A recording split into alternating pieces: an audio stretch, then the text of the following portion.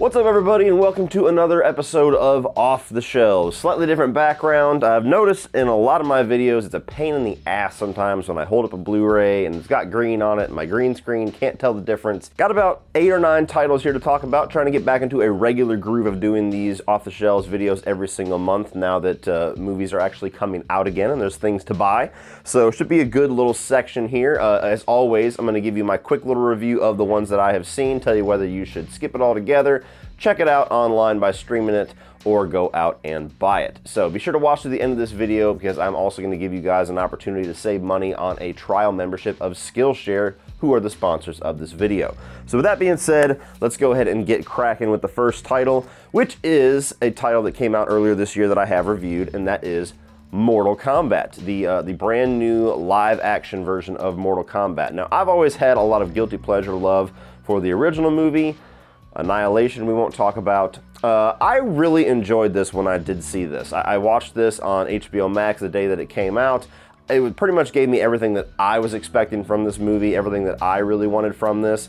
I would say, in retrospect, I would definitely dial back my numeric rating on it, because I gave it a very high rating, and I don't necessarily think that the movie on its own merits is quite as good as I was making it out to be. In retrospect, I think it is a good Mortal Kombat movie that has potential, but definitely has some flaws. I think that the fight scenes and everything are really good. I think that the whole rivalry they set up between Sub-Zero and Scorpion is great. I liked a lot of the special effects. I loved the fatalities.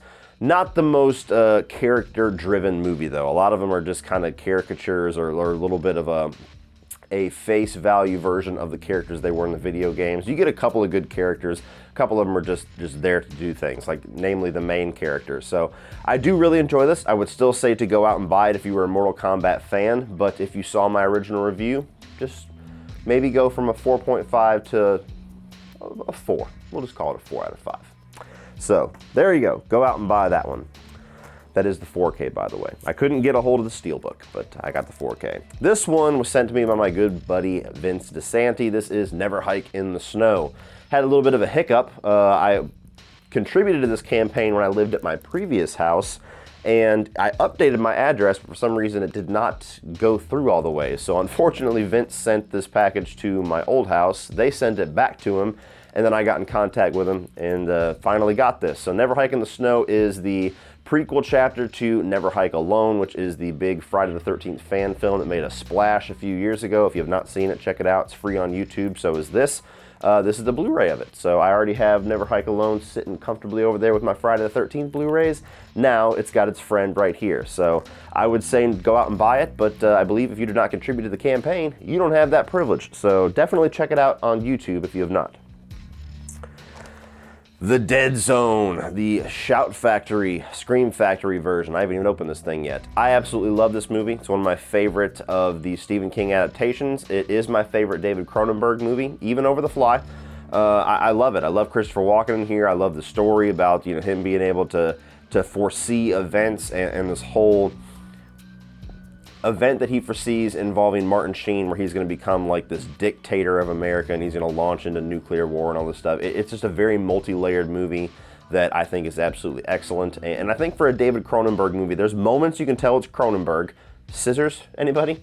But for the most part, I think that it's his most personal, his most like mainstream human film. Usually you think Cronenberg, you think really wild concepts, a lot of body horror, a lot of special effects, and this movie is really not that. It's a very personal character story about Christopher Walken, Johnny Smith here. So I love this. Absolutely go out and buy it. On to another new release from this year, and that is Spiral. See, this one would have just went nuts on that green screen. You'd have been able to see Chris Rock, and I would have been holding an invisible square. So Spiral is the newest sequel / spinoff of the Saw franchise. I thought that this one was pretty good. It wasn't a movie that I thought necessarily broke a lot of the problems that I have with this franchise. It certainly wasn't the best of the franchise, but it's definitely in the top 3 or 4 for most people that I've seen. So I like the idea. I like the concept they were going for with kind of bringing it into modern times and having this whole like police brutality message thrown into there. I think they did a good job of making it worthy of this universe and worthy of telling the story in that way without feeling like they were just badgering you or hitting you over the head with this message. I loved Samuel Jackson for the little bit that he's in this. Chris Rock, very hit and miss. There's aspects to his character when he just gets to be Chris Rock that I think works really well. There's aspects to his character where he's trying to be this hard-boiled, angry detective that I think is just really overacting. I think he was terribly miscast, even though this was his idea in the first place. So I do really like this. I would say if you are a Saw fanatic, it's absolutely a go out and buy it. If you're somebody like me, or even somebody who's less interested in Saw than me, to where at best these movies are average, I would say definitely check it out online whenever it's available for streaming. Right now it's for premium. I'm sure eventually you'll be able to check it out for free. Now we have House of Wax, the other Scream Factory release for this month. This is a movie that I think is criminally underappreciated. I think the fact that Paris Hilton was in this became kind of the legacy of the movie, and everybody just kind of dismissed it for that reason alone. And speaking strictly on her, I don't even think she does really that bad in this movie. But beyond Paris Hilton, I actually think this is a pretty damn good slasher flick. I think it's a really good remake. I think that it toes the line very good of being very tense and suspenseful with being very gory and morbid at the same time. It's not perfect. There's certainly some acting spots here and there that aren't great. There's certainly some writing issues here and there. The villains aren't the most compelling in the world. There's a final little reveal in the last 2 minutes that I think is just absolutely pathetic. You could just get that out of the movie. That doesn't do anything to the story.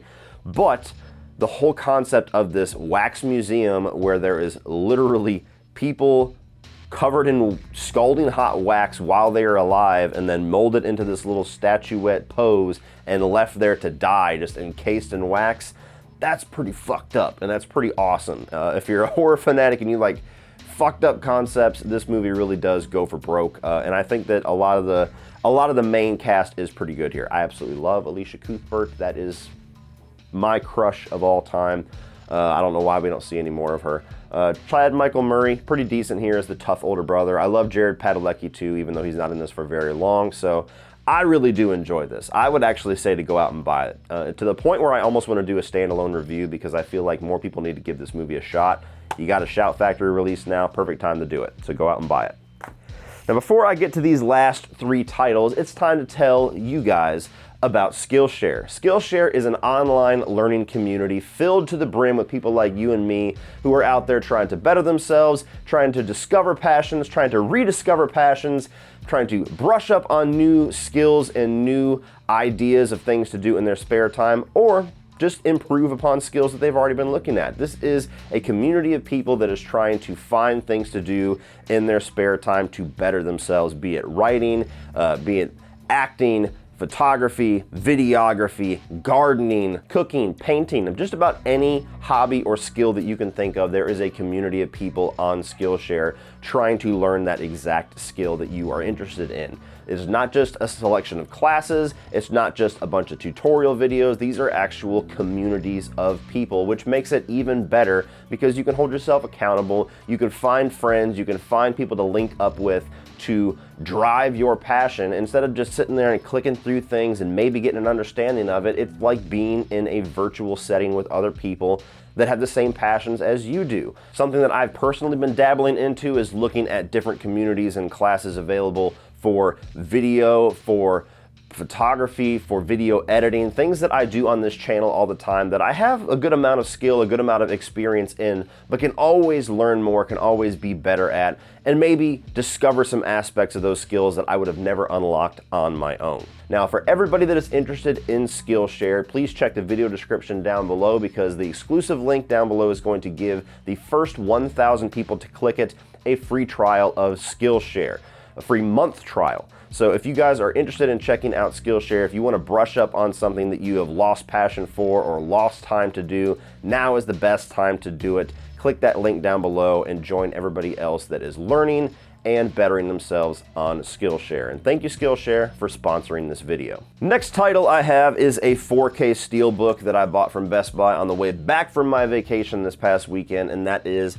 Backdraft. Classic Ron Howard movie about firefighters. There's an arsonist in New York. I have not seen it in years, so I really need to brush up on it, but as soon as I saw it, I was like, yep, gotta have it. I've always liked that movie, and it's time to rewatch it again. So My memory tells you to go out and buy it, but it has been at least over a decade since that I've seen it. So here I will watch this very soon and hopefully not go back on that word, but I'm pretty positive this is a go out and buy it all day long. The movie I walked into Best Buy to get was the 4K Steelbook of A Quiet Place Part 2. Now this is another new release that I have a full review for. I should be putting up cards during this entire video. But I really loved the first Quiet Place. I actually enjoyed it more when I watched it a second time at home. Quiet Place Part 2, maybe even better than the first one. Certainly just as good, if nothing else. I thought that the story progression from the first film was great. I thought that the addition of Cillian Murphy was awesome. I think that John Krasinski, the fact that he didn't have to lead the movie as a lead role, allowed him to actually get even better at his direction. He's a guy that I never really followed him before. I never really watched The Office, didn't watch the Jack Ryan show, but I have my eyes on this guy as a director. He's pretty awesome and very skilled at creating a lot of tension. And Emily Blunt, once again, is awesome. And the kids, let me not discount the kids. The kids are great as well, especially the daughter and her relationship and her journey she goes on with Cillian Murphy. I think this is a brilliant sequel. Cannot wait to see how they continue to follow up this franchise. This is a go out and buy it all day long. And the final and biggest and best item that is in this, I actually got last night at like 9 o'clock at night. The fucking delivery guy just knocked on my door, scared the living shit out of me, like, who's knocking on my door this late? And he had this prize waiting on me, which is the new, it's the UK release. There's nothing in America yet, but it is the new 4K special edition of True Romance. I got the biggest, baddest one that I could find. It's got, I haven't opened it yet, but it's got the movie, of course. It's got like a fold-out booklet. I think there's a poster and everything. This has so much stuff. I absolutely love this film. This is in my top 10 of all time. This is my favorite Quentin Tarantino script. If I was to do a ranking of all the movies that he wrote as well as directed, this would be #1 for me. So I absolutely love this. I need to do a standalone review on it at some point. It's one of the greatest crime movies of all time, and it finally has a 4K release. Had to import it, but nonetheless, I have it in my house now. So if you guys are interested, this one I don't believe is available anymore, but I think they still have the regular just Steelbooks. Go on to, it's like Zuvi.com. Just Google it, you'll find it. I'm sure eventually we'll get an American one, but until then, got to get this bad boy. So 100,000% go out and buy it. Love True Romance. Well, that is it, guys. That's the end of this month's Off the Shelves. Let me know what titles you guys picked up this month. Is there some big release that I'm missing here? Or is there a movie down here that you greatly disagree with my review that I gave? Let me know down below. Keep an eye out next month for another episode of this, provided that there's actually some things out to buy. If you guys are whores for Blu-ray collections, a couple of months ago, I did a Blu-ray collection video. I have over 1,800 titles. It's like a 7+ hour video, so if you're a fanatic for that, I mean, you can literally just listen to it in pieces, whatever you want to do, but definitely support that video. Put a lot of heart and soul and a lot of time into that one. So if you like these videos, that's like the Mac Daddy version of Off the Shelves. So thank you guys for watching as always. Like and share this video. Hit the subscribe button so you can check out next week, or if you want to check out all my individual reviews, I'm going tonight to see Suicide Squad. So depending on when you see this video, whenever it goes live, I may have already reviewed Suicide Squad, or I may be getting ready to review it. So that's coming very soon. Thank you guys for watching as always, and remember, opinions are like assholes, but that doesn't mean you have to be.